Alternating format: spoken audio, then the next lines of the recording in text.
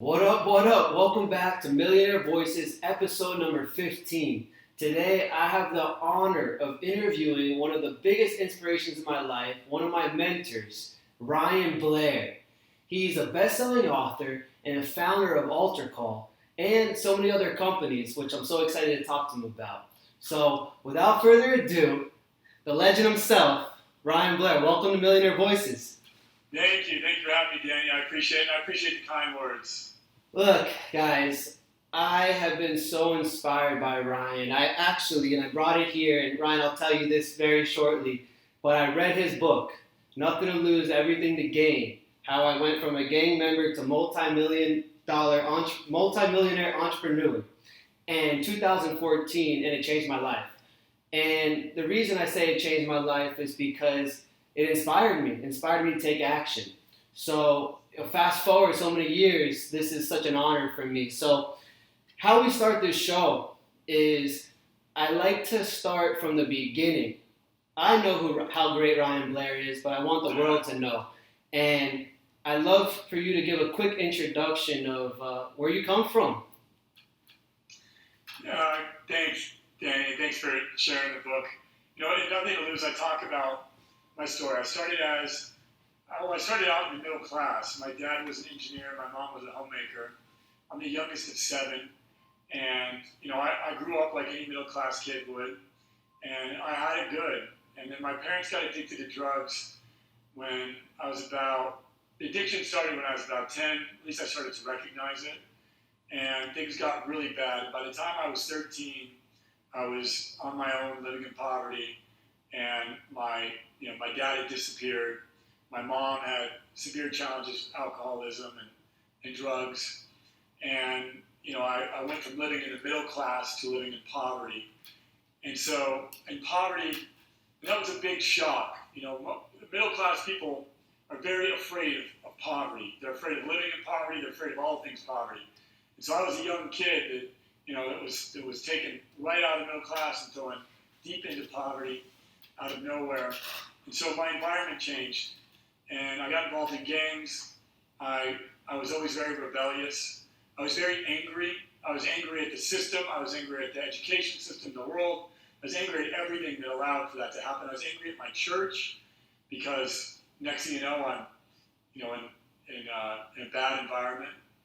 And when you live in poverty, you get recruited to do bad things. The older people that live in those neighborhoods put a lot of pressure on the younger people to create crime. So I was forced into a life of crime and a life of violence, and I was forced into that pretty early. Mm-hmm. And I went to juvenile hall a couple of times, got arrested a number of times. And one day in juvenile hall, I was facing 4 years in prison for armed robbery. And I had written the judge a letter begging for lenience, telling the judge, please, I don't want to go to prison, because I was about 16 at the time, so in the event that I'd gotten a 4-year sentence, I'd have been shipped off to prison.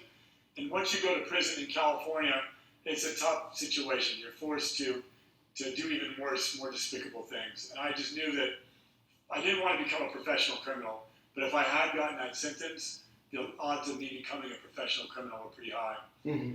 So I wrote the judge a letter, and at this time I had already dropped out of high school. I was going to what's called a continuation high school. I was considered learning disabled, and I wrote this letter, and I remember I penned it hundreds of times, and I take it to the guards, and I asked them to help correct it, spell check it, because I've never been great at spelling, and I certainly was much worse at it back then.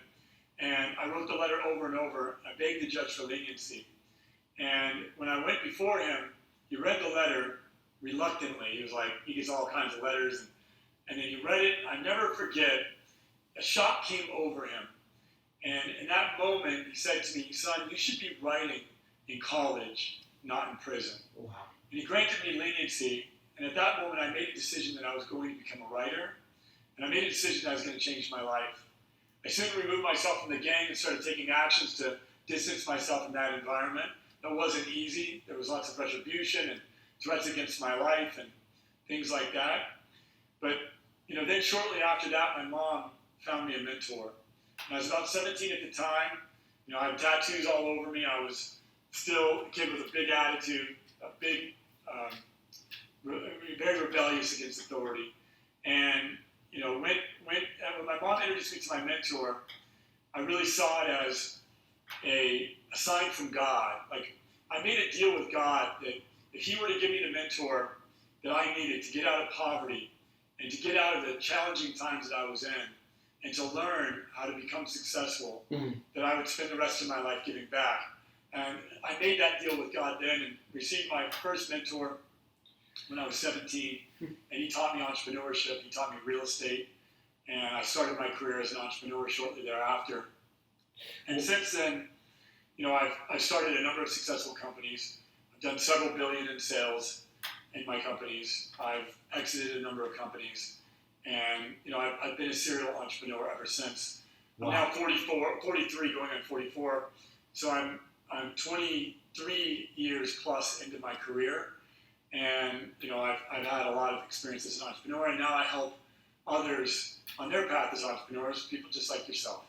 Yes, you do, and you've helped me so much. So at first, I'll say thank you. And ironically, I was getting teary-eyed, and I don't want to make this about myself, but I actually sold our company today, and wow. It went public. Congratulations! Thank you, and it's I love it, the crazy. So today's the day. Today's the day that it's full circle, because when I picked up your book, I said I could do it too.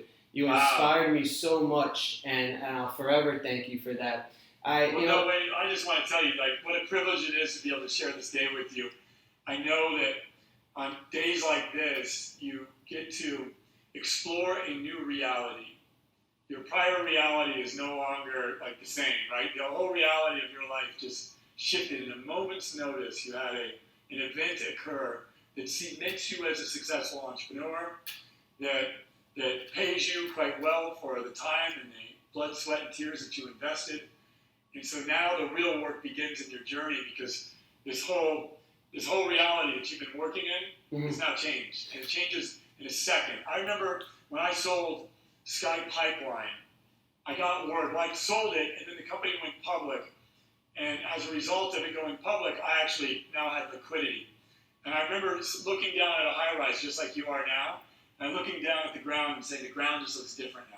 Wow. And so, so congratulations, man. And thank you so much. It means the world to me from hearing it from you directly. And, want to point out to people is that what you said was so powerful right there. It was so powerful because some people come from a very dark beginning, and let's call it negative. And you are considered a hero because you can show people that you could come from those beginnings and still become a massive success and light to the world. Me, I come from a beginning of all love and all support. And, that's what makes me, so special when I was inspired by you. It was I didn't relate to you in the fact that I had to go through those rough beginnings, but what I related was that if anyone can do it and he could do it, then I can do it. That's perfect. I love that. I love that you were able to look at me and say, if that guy could do it, I can do it. That's the reason for my existence, right? Is to just pave the way, do certain things, and be an inspiration to others. And so thank you, man. I appreciate that.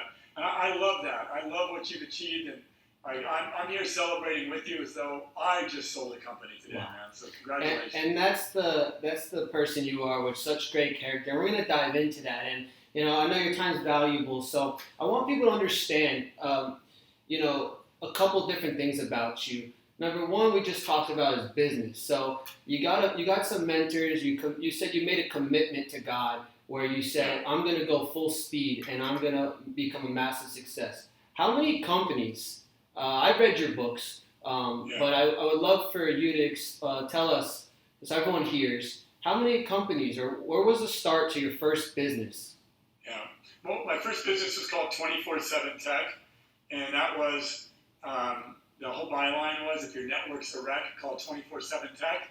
And we basically, at the time, so many companies were having challenges with Y2K. For those of you who are older, this was when the year turned 2000. We had to re-engineer a lot of code, a lot of software.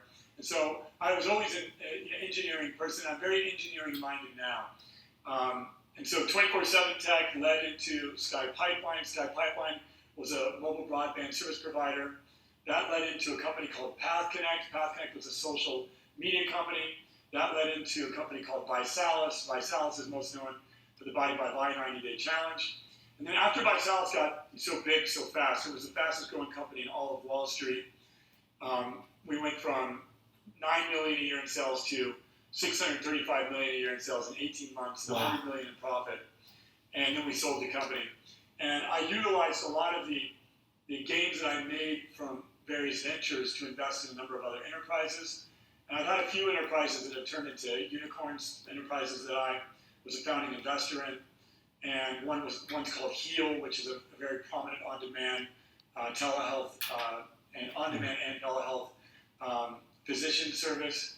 There's a variety of others that I've invested in that have been very successful that I've had the privilege of being involved in.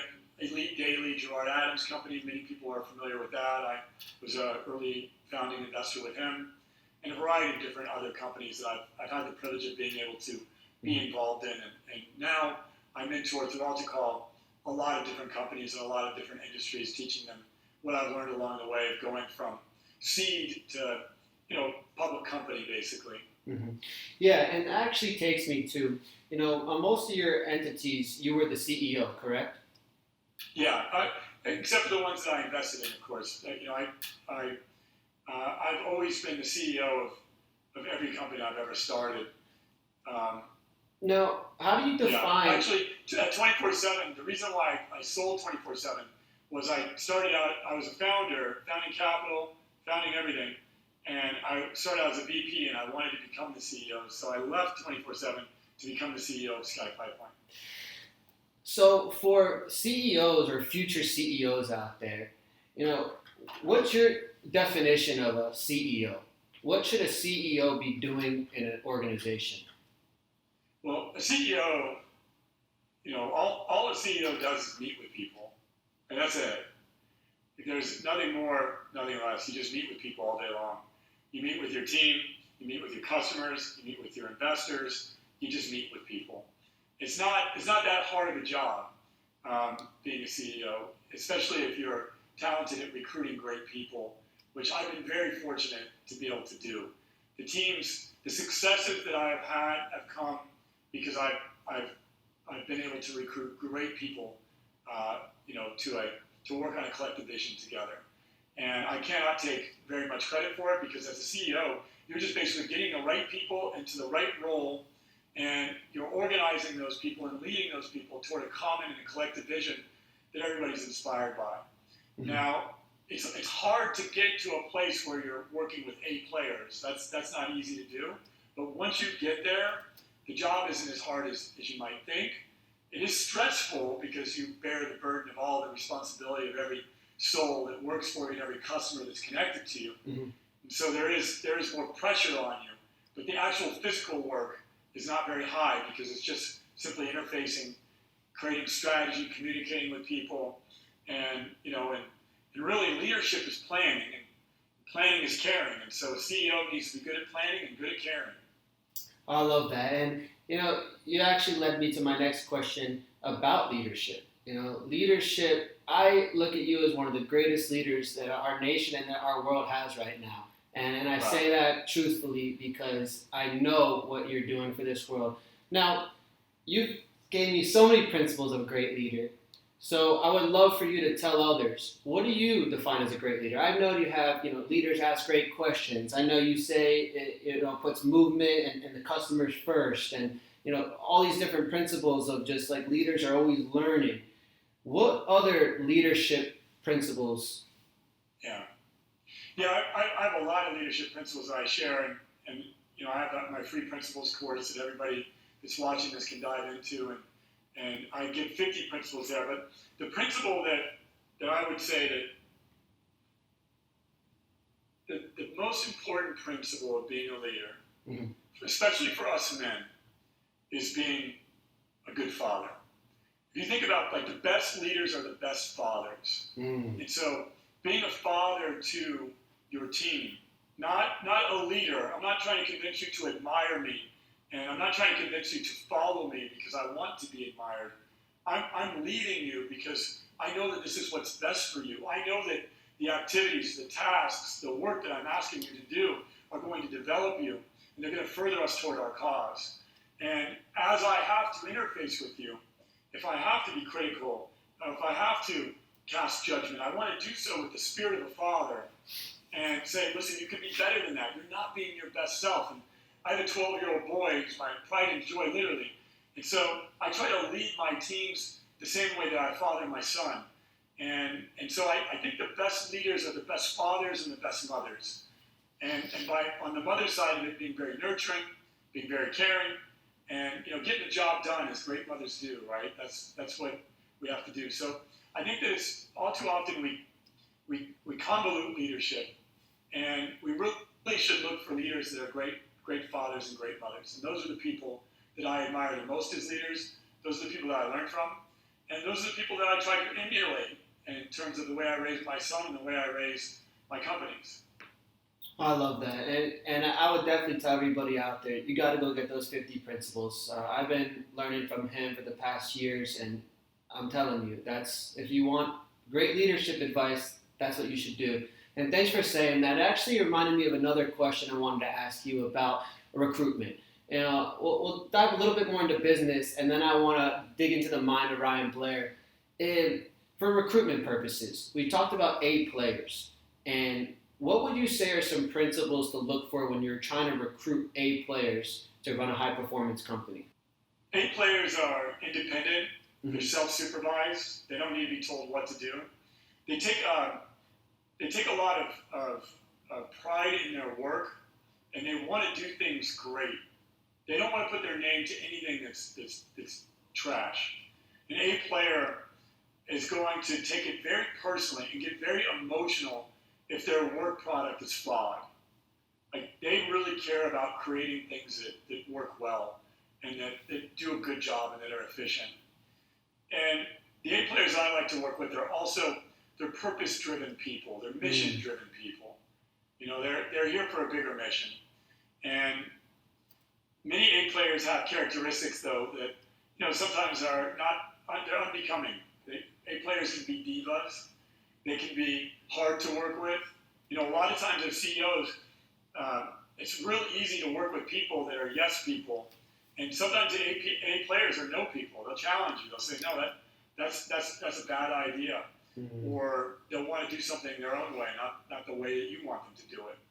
And so, being able to attract A players means you've got to be an A player. So first, to attract A players, because you asked about recruiting, you have to be an A player. And then you'll be able to attract A players. B players attract C players, and C players attract D players. But A players can attract other A players. A B player will never attract an A player. An A player will never want to work for a B player.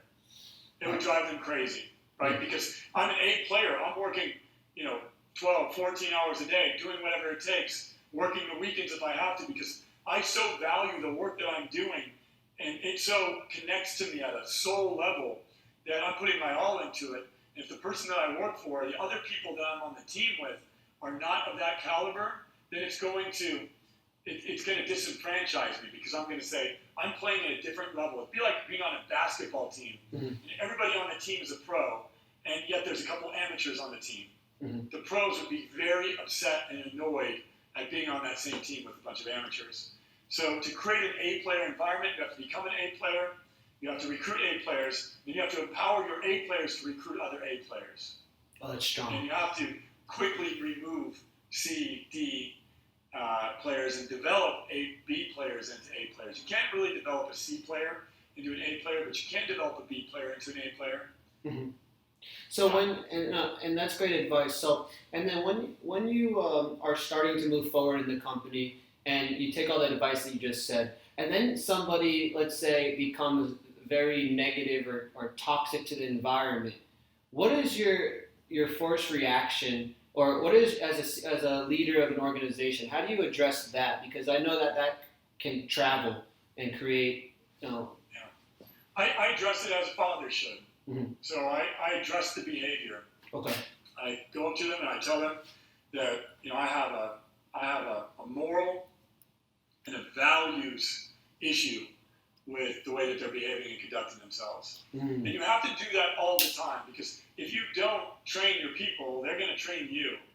And if your people think that they can walk in and be negative and spread negativity, and they think that they're going to get rewarded for that behavior, they will continue to do that behavior. And so you have to immediately change that behavior, and you have to confront that behavior. And the way that you do that is, you approach them and say, listen, I'm noticing your energy, it's affecting me, and I need you to make a commitment to step up and play at a higher level.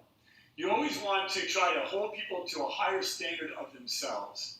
It's not about me versus you. It's not about, you did this or you did that. That's the who. You don't want to focus on the who as a leader. You want to focus on the what. And the what's right is, we should be grateful that we have this opportunity. We should be grateful for the day that we have in front of us. We should be grateful for the fact that we get to take the action that we've committed to.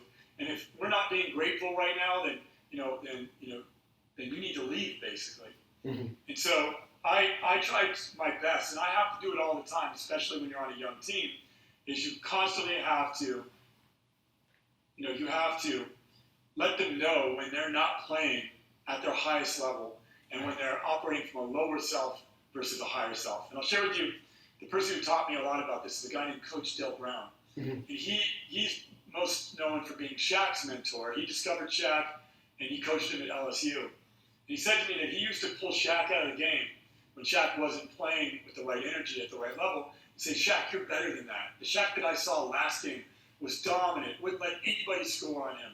The Shaq that I saw last game ran up and down the courts. The Shaq that you are right now, that's not you. I need you to step into the Shaq that you're capable of being. Shaq would get up, get back in that game, and play at a higher level.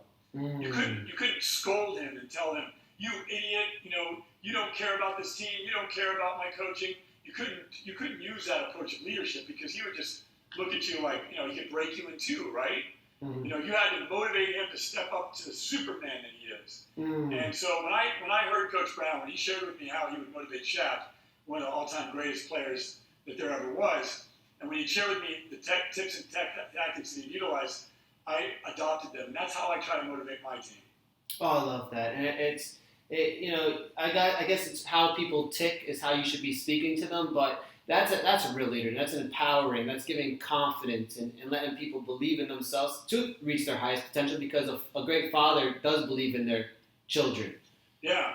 Well, and as a father, I've seen you, and I have this conversation with my son. I've seen you at your best, and you're just not at your best right now.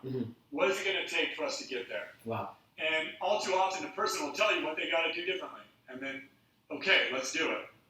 So, a couple more things on business, because I'm talking to you, is let's talk about the 5 pillars real quick.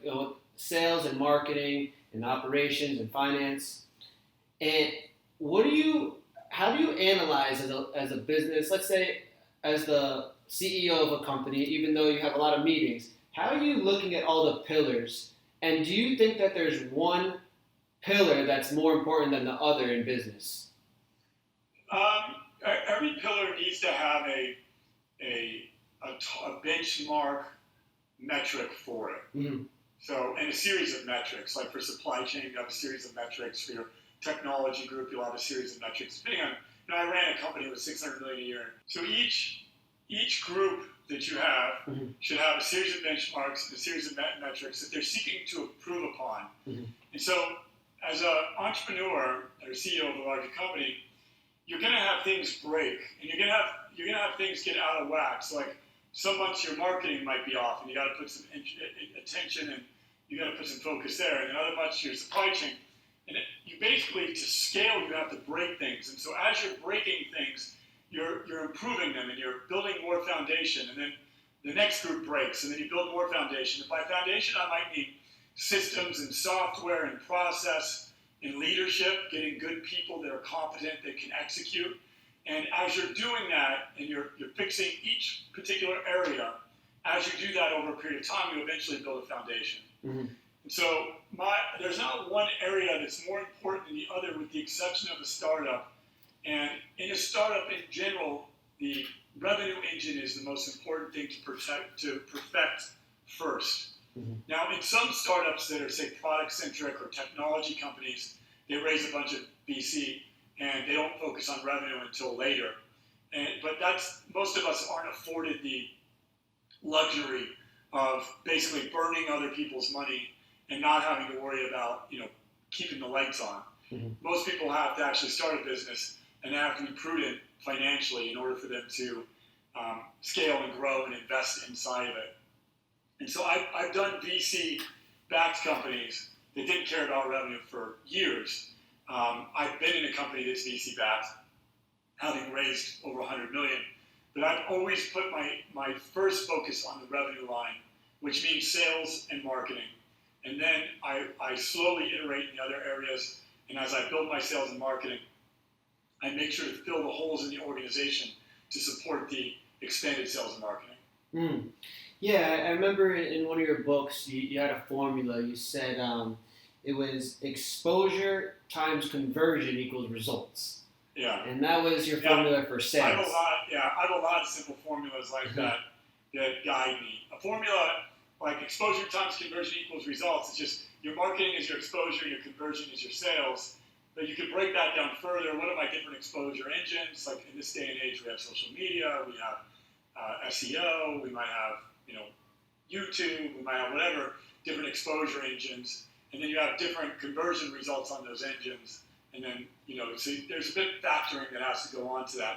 But I like to create I like to create a business model that like they're mathematical creations where I know that if I spend X amount of money on advertising, I'm going to get X amount in sales, and I can invest that into product development, I can invest that into product fulfillment and the other various functions, and then my additional capital can be invested in growth initiatives, and eventually over time, I have a business that scales. And case in point, Altercall started with from zero, and now it's a multi-million-dollar revenue business and growing. And the reason why I was able to do that was just this series of principles. So over a year, I've been building this thing, and I didn't use any investor capital. I didn't even use very much of my own capital. I think I started it with like $5,000, so it wasn't a significant amount of my own capital to start it. And the $5,000 went to buying various software to basically create the system. For the most part, there was a couple other random expenses for us to do events and some of the other things that we do. And each time that a dollar comes in, I allocate the profits from that, reinvesting it in building the infrastructure and the foundation of the business, adding new team members, adding new systems, adding new software, and continuing to overhaul the business as we go. And I've been utilizing this very disciplined, profit-focused approach at Altercall now for over a year. It's done quite well, and it's going to continue to expand from there. So there is an alternative to venture funding companies, and I'm proving that now as I build Altercall. Yeah, no, and thanks for saying that. I took from your book, you said about building the business models. You said create a model that is a model driven where you hit the nail on the head, where you see what works, and then you got to rip it apart if it doesn't, and then tweak it. And then you say create a retention-based sales model, know your customer, be close to your customer as you can, and then what do you mean by cherry pick new markets? Yeah, it's great. A lot of entrepreneurs want to expand into new markets, and they do it because of ego reasons. So I have an entrepreneur I'm mentoring right now, and she wants to take her business to Vegas. I'm like, you have no business going to Vegas. Like, her business is in the East Coast, managing multiple time zones over thousands of miles, and different regulatory environments, different climates. I mean, that's a difficult thing to do, but it sounds really sexy. And going out and hanging out in Vegas and having fun in Vegas sounds like a lot of fun.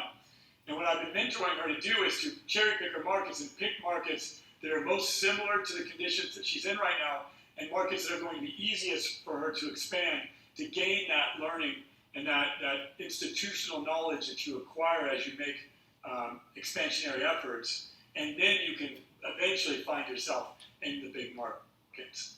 So that's what I mean by cherry picking markets. I like that. And I'm so curious about, you brought up earlier about VC. VC means venture capital, correct? Yeah. Now, or vulture capital, depending. That's what I want to get to, is saying that you say like venture capital is like swimming with the sharks. Yeah. Why why do you think that, you said also that venture capitalists, the two things that drive them is fear and greed. What is the reason for venture capital so people understand, and then why do you say those things? And I know that you mean it in a positive way so people are aware, but I was a venture capitalist, so I had a small $20 million fund that I used to be the managing director of. mm-hmm. So I know what it's like to be on both sides of the fence. A VC is very good at making sure to protect their interest and to maximize their position. They are legal experts. They have the best lawyers. They've done lots of deals. They have lots of experience in deal making. And there's a lot of nuances in creating VC funding agreements, Series A's and B's, and however you decide to do it. And those nuances are very hard for an entrepreneur to learn. And it's very complex stuff that a VC is very good at. And so it's great if your business is growing and being very successful. But if you go through a dark period or a down spell, or you're behind on your plan, or you're not able to monetize or able to create the products as you plan to, any of that stuff ends up putting your company in the hands of a VC. And a very skilled VC will figure out various mechanisms to take your company from you. And sometimes those mechanisms are inside the contracts that you readily agree to when you take their money. And sometimes those mechanisms are more political in nature, and that they'll lobby other board members and other investors. And so a VC's, their entire goal is not to see that your company does great. Their goal is to make sure that their investors do great. And that might mean selling your company to another company. That might mean having you shut down your company. I mean, that might mean all kinds of things other than you being the CEO of your company and having the success that you dreamed of. And so oftentimes the interest of the VC and of the CEO, they're no longer in alignment, and the VCs are great at getting the CEO out. I'll tell you, a friend of mine, a guy named Adam Newman, he's the founder of WeWork. He raised like 15 or 20 billion in VC, and he had control of his company. He had super voting shares. Like, he owned the company. They couldn't kick him out. But SoftBank are very, very good at the political game. And so next thing you know, there's press releases, there's things being leaked to the press. There's SoftBank being critical of Adam. There's the team members inside WeWork getting influenced. And next thing you know, Adam is out of WeWork as CEO, and SoftBank takes over majority control in a crazy deal that they just recently settled. And so it just goes to show you that, if things don't go right, that VC will turn their back on you in a minute and try to take that company right out from underneath you as they did Adam. And let's talk about the flip side real quick, and then I want to dig into the mind real quick with you. Let's talk about the business owner that wants to prepare for an exit. What would you give some tips to a business owner that's essential to prepare for an exit of their company? One, you have to have growth. Like, if you want to make good money, you can sell your business on a multiple of your revenue or a multiple of your profit, and then you get what's called multipliers based on your growth. And so if I'm doing $1 million in profit this year, but I'm growing at 100% year over year compounded, I might get 20 times that $1 million in profit versus 4 or 5 times that $1 million in profit. So that's one, is focusing on growth and having a story of growth. People want to buy growth. Everybody wants growth. Wall Street wants growth. Everybody wants growth. That's number one. Number two is you have to have a strong financial house. You got to have your financial house in order. I mean, you have to have solid financial models, solid forecasting, solid financials. A lot of entrepreneurs that I know, they don't treat their finances in a way that the company can buy them. They run it like a bank account, like their own personal bank account, for example. And so, companies are going to want to see your growth story. Then they're going to want to see, hear your financial story, and then they're going to want to inspect the financial story and make sure that you're doing things correct according to, the various accounting standards that we all have to adhere to and follow. Mm-hmm. So that way they know that what they think they're buying and what they're buying are matched up. Mm-hmm. So to speak. Also, one other thing I should say, is your team. You've got to have a good team. They want to. The acquirer wants to work with people that they want to, like, they want to work with people. Like, they got to like the team, they got to admire the team, respect the team, and they got to see a value in having that team as part of them. Mm-hmm. And, so many people listening they want to be rich, right? And I found out that rich is not just the millions of dollars rich. There's so many aspects of rich. So speaking to you, how do you define rich, the word rich? Well, you need a certain amount of money to where, you can navigate the tricky world that we live in and not have fear. You don't want to, be fear over not having a roof over your head. You don't want to be compromising decisions with regard to your children's education and your health and your children's health. You want to get to a certain place financially to where you have a level of freedom.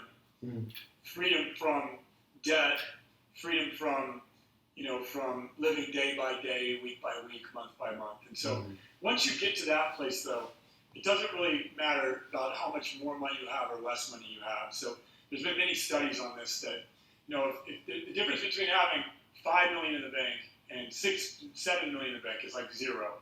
The difference between having, $10 million in the bank and having $15 million in the bank is zero. You would think that's a big difference, right? That's $5 million. But once you get to that place where you're no longer worrying about your survival and your needs are met, then you're technically rich, right, in our society. And especially in comparison to people who are living every single day of their lives worrying about their needs being met. So for me, I believe being rich from an economic standpoint is having your needs being met in a society where the vast majority don't have their needs being met. And then to expand upon that, to be wealthy, to be beyond that, that's to really have, to know that if you pass away, that your family's taken care of, and that your legacy will continue, and that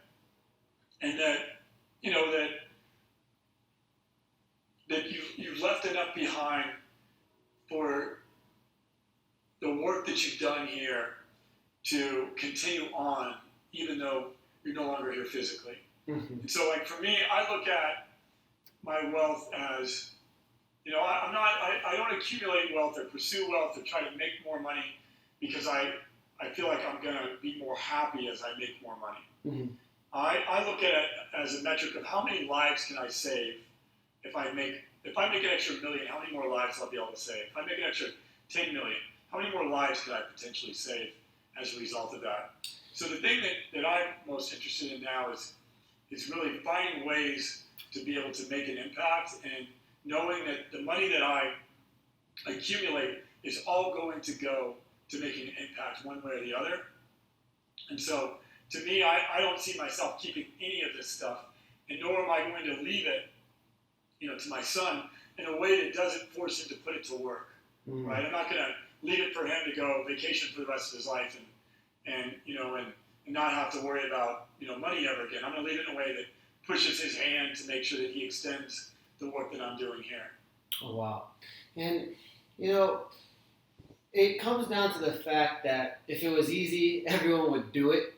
And obviously there's a lot of, mentors that you could follow, and you've been a great mentor of mine to follow. And it comes down to the fact that in life we deal with adversity. And it's more just an ideology that, how you handle a challenge or something unforeseen that happens to you. I know, from I know your story personally, that you made that major shift in your life. What would you say to somebody who's dealing with that adversity or something and they're in that dark place? What would you teach them of how to get back up so that they could reach that greatest potential of themselves? Well, you have to fully embrace the adversity that you're going through right now and you have to own it, and even be grateful for it.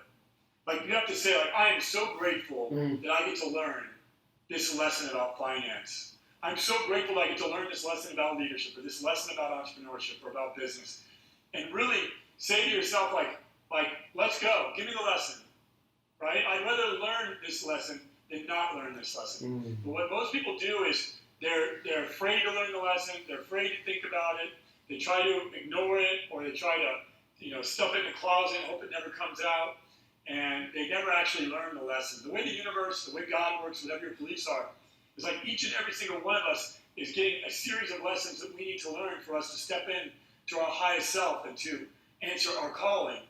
And so when the lesson comes, the mindset should be like, great, I needed that lesson today. What am I supposed to do differently? How do I make sure I prevent that lesson from reoccurring? What is the lesson intended to teach me? And be grateful for it, right? So if something bad happens, if something doesn't go your way, you got to smile and say, that's going to make me stronger. And you have to have that attitude. And when you have that attitude, you're actually transmuting dark to light, and your adversity becomes your advantage, and it actually becomes your authority, as mine is today. Like, I can speak with authority about the things that I have overcome, and there's no one who can take that away from me. I've made more mistakes in business. At one point, I had $1 billion in lawsuits against me. Wow. $1 billion, right? Now, think about this. I'm a kid from the streets.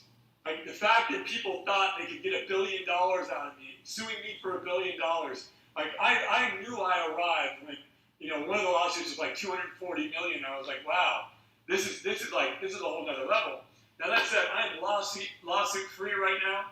I don't want any more lawsuits. I have every desire to make sure that I don't make the same mistakes and get involved in the same confrontations and the same things that I did that generated those billions of dollars. But the truth is, the bigger you are, the more people are going to sue you, and you can't avoid them. Many of the lawsuits were brought on because of just the way the legal system works. And some of them, I could have done some things different, partnered with different people, could have done some things different to prevent them in the first place. But all of them, I've been able to power through. And so I don't have the same fears. And in fact, I look at that as my authority, not my adversity. Wow. But most people, if they got a lawsuit, they would be freaked out. They would be, they think it's the end of the world. They might go into a state of depression. They might turn to substance abuse, right? And once you've gone through these types of things, though, it's no longer your adversity, it's your authority. And so you have to have a strategy to turn the negative into positive. I mean, that's the takeaway from what I've just shared with you. Is like, I turn the negative into positive. Yeah, that's like, for example, somebody sued me in a real estate deal, and I was like, okay, how could this be positive? It sucks. I got to lawyer up. I got to get attorneys. It was frivolous. It was a worthless lawsuit. And, and I ended up winning the lawsuit. But I was like, what is the positive that could happen from this? And the moment I made that shift from like, why me? This could be expensive. It was like, could have been a $5 million problem. I didn't want to have to deal with this. I have plenty of issues that I got to deal with that are more important. After I got through all of that, then I was like, okay, what's the positive that could come from this? Oh my God. And, and there was some positive that ended up coming from it. And as a result, the lawsuit's no longer there. And I met some great attorneys, and I learned, and I had some more experience in real estate, and I won't do a transaction like that again, because now I know that, there's some potential legal consequences to a transaction like that. And so, that's the nature of learning.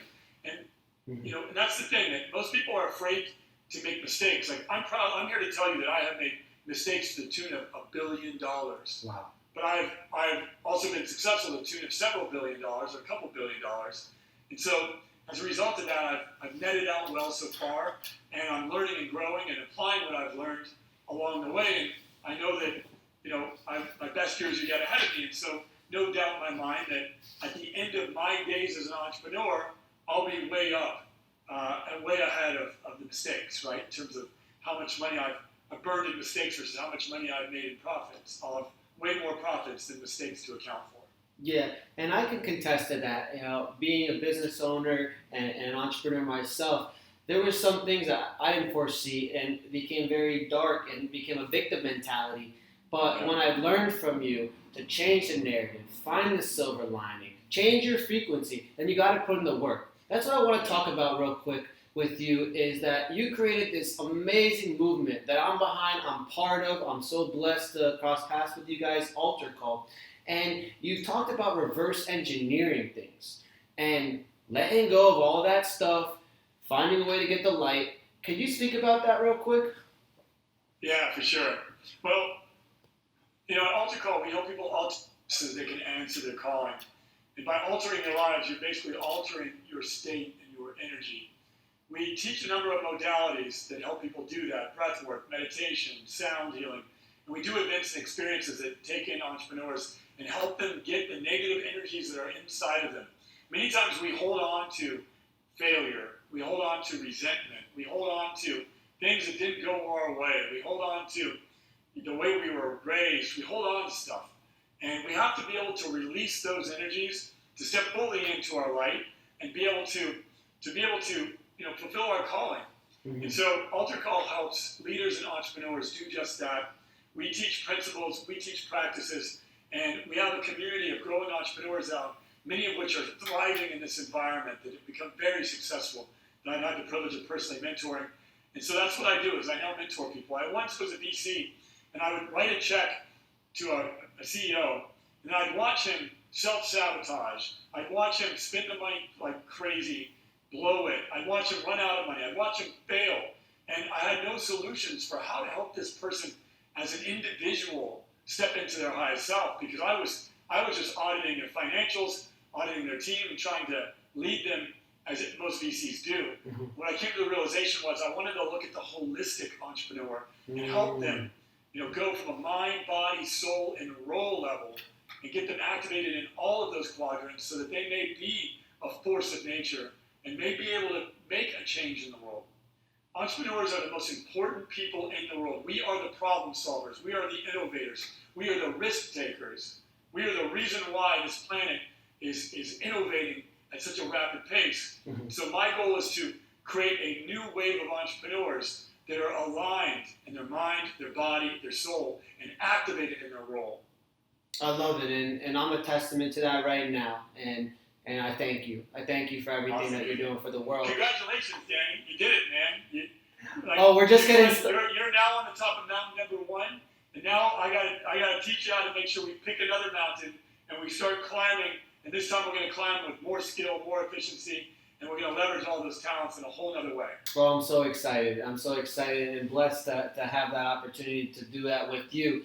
And it leads me into the people want to know. Ryan Blair. What's some of Ryan Blair's routines that you wake up every morning that you practice? Yeah. Well, right now I'm doing what's called the Spiritual Warrior Challenge. Me too. You can go to the spiritualwarriorchallenge.com, and it's 10 minutes of prayer and meditation, 10 minutes of breath work, 10 minutes of cardio, and 10 minutes of scripture. And so that's my morning routine right now.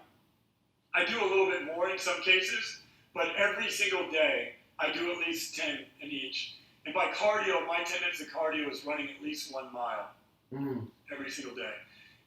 In addition to that, I'll do weights. I eat extremely healthy. I get out in nature often because I live next to these beautiful hiking trails called Runyon Canyon. And so my routine is pretty much mind, body, soul, and role.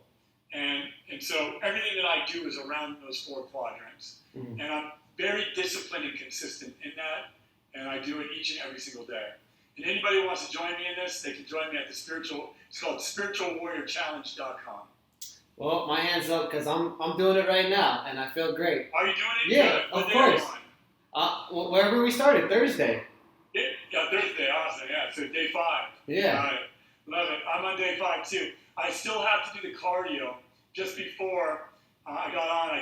It's a breath work. And I have to tell you, I do breath work occasionally. And now, consistently, it's a whole nother level. And would you say that that's helped dramatically in your life, doing all these things? Yeah. Mm-hmm.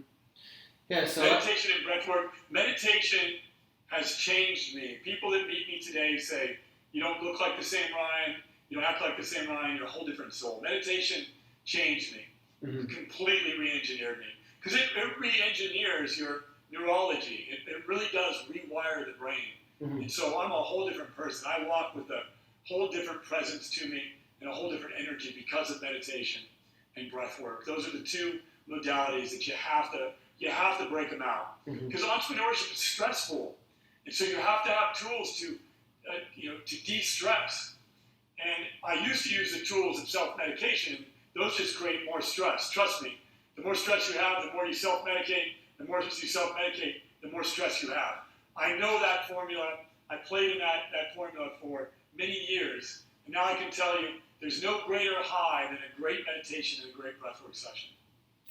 I say the same thing to people about people who have used medication to feel a certain way. I say, I promise you, you do this breath work, it'll feel times 10 of what the other things would do. Yeah. So. Yeah, we don't want to, we want to try to, this is the greatest supercomputer ever invented. You are a product of creation. Your brain is more powerful than any computer ever invented. Like, think about that. You're walking around with a Bugatti times a Ferrari times a spaceship. Like, that's what you've got. Like, you have the most brilliant machinery that has ever been created in all of the history of evolution and humanity, right? You're walking in the best version that's ever been on this planet. And yet there's no operating manual. There's no owner's manual. There's no classes that teach you how to use these lungs, use these bodies, calm this mind, ground, get control over your ego, get control over substances. There's no playbook for life. And that's what we're doing here at Altercall. We're creating that playbook for life. We're teaching the modalities and practices so that you can get this supercomputer here firing on all cylinders and operating at its highest capacity. Wow. So everybody, just go ahead and follow Ryan Blair, because you're going to learn something new. And then if you really want to take this step to the next level, go ahead, click some of our links, and you'll talk to one of us to help you join our amazing movement. I want to ask you a couple more things, Ryan, then I'll let you get back to it. I really appreciate your time. One question is about boundaries. Sometimes people need to set some boundaries in their life, whether it's with people or things that no longer serve them. What would you say for boundaries? You have to be, if you don't have boundaries, people will take advantage of you. They will, they will project onto you what they think your boundaries should be, because they have their boundaries. Like, for example, if a person, texts all night long, then they expect you to text all night long. Right. But if you say, hey, I don't text all night long, I only check my text messages once a day. I've set a boundary. They no longer have an expectation that I'm going to be texting them back all night long, and they no longer have an expectation that I'm going to be just like them because they love to be on their phone all day long. I've now set a boundary. I'm on my phone 1 hour a day, and I'll get back to you, when I can, basically. It's a boundary. I used to not set boundaries, and people would get mad at me all the time because I wouldn't put the boundary up there. And everybody always tries to get you to follow their boundaries or their way of being. And so you have to be very firm and concrete in your way of being, because otherwise people will try to influence you to their way. And so boundaries are a key component of that. Stating your values, stating your expectations, creating expectations among your friends, your colleagues, your investors, whoever it is that you're working with. All of those are essential in order for you to make sure that you are, grounded and that you are coming from your best energy. As an entrepreneur, it's no longer about time management, it's about energy management. We all have the same amount of time in the day, but the energy that we utilize, the energy that we apply toward that time is what makes the difference. And so that's why I like to take a holistic approach to life and a very wellness approach to entrepreneurship, is that, the more grounded you are, the healthier you are, the more purity that you have, the more that you follow your principles, everything else just falls in place. I mean, if you have purity and principles, the rest of your life is taken care of. Yeah, and that's because you're a very principled and a valued man. I'll read some of them. I have them here. I said, power comes from competence. Competence comes from restriction. Distraction creates misery. Focus creates mastery. Self-esteem comes from competence. Operate at the soul level. And what is your take on why to create these principles and why people need to understand this? So principles are like the code in an operating system. So when you find a good one, adopt it and start to make decisions by it, start to contemplate it. And when you do that, you're actually rewiring your operating system. See, each principle, like some of the principles you just named, those were principles that I spent a lot of time crafting and a lot of time discovering and learning, and a lot of meetings with a lot of people and many mentors poured into my life for me to discern a series of principles that I felt like this is the code that I want to operate by. And then the other, you asked me, like, why did I craft the principles? Not only for myself, but I want to leave it to my son, and I want my team to operate by that code as well. Mm-hmm. So having your principles, and there's two things you need to have. There's purity and principles. And your purity is basically operating by your values, treating your body right, releasing the negative emotions, negative feelings, resentments, regrets, guilt, grief, apathy, shame, hate, anger. You got to get that stuff out to purify yourself, and then and then your principles can do all the guiding for you as you're making decisions and taking actions throughout your day. And my final questions for you is, people struggle with this. We talked about it throughout the episode a little bit, but what's Ryan Blair's why? Your purpose. How'd you define that, and what is it? Well, my why is, I first wrote my purpose statement, and it's in Nothing to Lose, and I summarized it also in Rock Bottom to Rockstar, that, I was going to help people overcome the very disadvantages that I had to go through. Mm-hmm. Help people overcome abuse, help people overcome debt, help people overcome the despair that I had lived in. That was my original why. And ultimately, all of us, our why is always not about us. It's about helping others. It's about serving others. It's about what we can do. We're the only species on the planet that can actually fix the planet, that can help other species, that can create environments, that can do all kinds of things to better the world, right? So each and every single one of us has programmed deep within us the code to actually make the world better than we found it. We are builders, we are architects, we are creators. That's what the human spirit is. It is innovative. It is, it's not this stuff that we're led to believe that, we're being drugged by Big Pharma, where our school system is repressing us and holding us back. The system right now is stifling and dimming the human light. But we are, like I said, the most powerful supercomputer. And so my job is to help people get that dark out of them so they can step into their greatest light and they can make their greatest impact. And so my why is real simple. Like, I'm going to help people re-engineer themselves at scale. And my simple statement when people ask me what my purpose is, I say, to heal at scale. And that's what Altercall is about. We're helping people heal at scale. And so by helping an entrepreneur heal, they're going to help their team members heal. They're going to help their customers heal. And so by us helping entrepreneurs heal, we're fulfilling our mission of helping heal at scale. Oh, that's beautiful. So to the young entrepreneur, or the person who didn't really become the best version of themselves yet in life, regardless of how old they are, what's some advice that you could tell someone? Rebirth. Start now. Born again. You basically the reason why in some religious cultures or environments they have this thing called being born again. The reason why is because you're literally leaving behind the old you and you're stepping into a new you. And you can do that each and every single day. Every day you can wake up with gratitude, you can pray and say, today's a new day, I've been born again, I've been blessed to receive this day, I've been blessed to make it through the night, I'm so grateful to be, God basically renewed my contract today. Mm-hmm. I'm born again.